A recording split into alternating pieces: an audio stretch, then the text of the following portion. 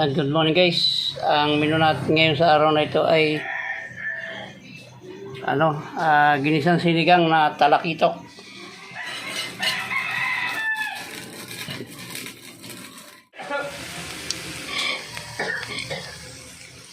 Yan guys, luya yan, konti lang, tapos lalagyan natin ito. Sabay-sabayin natin, nagpasa tayo cameraman.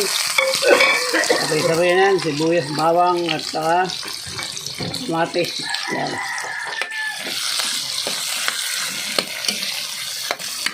Ito naman ang ating paboritong kawali. Hindi ko muna yung lalagyan ng asin kasi pinaslang ko yung isda, baka malat.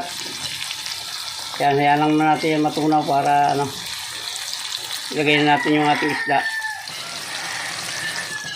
Yan, pwede na yan guys. Lagyan natin itong ating talakitok. Laman lang to guys, laman. Yan. Tapos titimplahan na natin yan. Yan natin ang paminta at bitchin. Yan, takpan na natin ng kaunti at mamaya ay lalagyan natin ng sabaw na sinaing.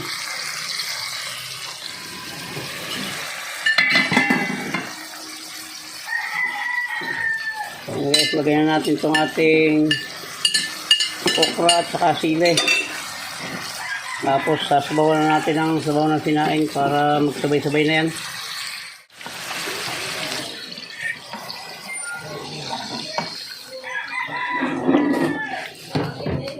Ayan guys, yan, sabaw ng sinaing yan. Yan, muli nating tatakpan. Mamaya natin lagyan ng kaunting asin kasi inaslang ko yung isda. Baka mamaya umalat.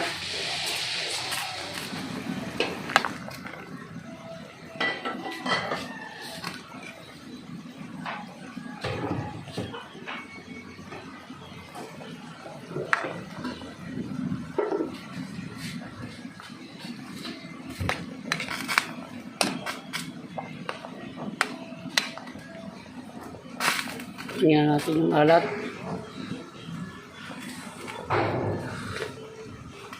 Sakto na yung alat niya.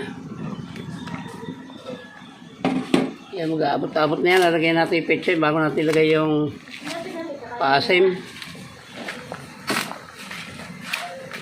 Kahit hindi lagyan ito ng sampalok, okay na to eh. Kaso, lalagyan natin para mas masarap.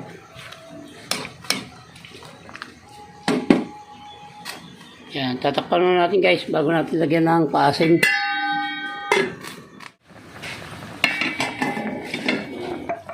Okay guys, lalagyan natin yung ating sampalok. Yung maliit lang to para hindi masyadong maasim. Marami na kasing kamatis to kaya tama na yan.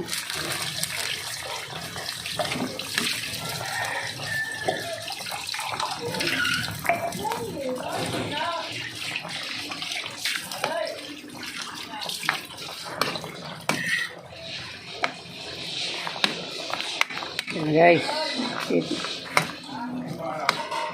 titikman na natin. Okay na, sarap. Tama-tama lang yung asim niya, hindi siya masyadong maasim. Takpan pa natin ng konti, baka hilaw pa yung gulay.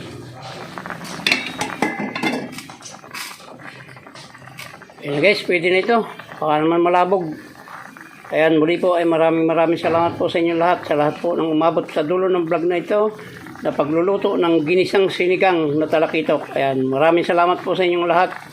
At mabuhay po kayo, mabuhay tayong lahat. Bye-bye na po. Hanggang dito na lang po. I love you all.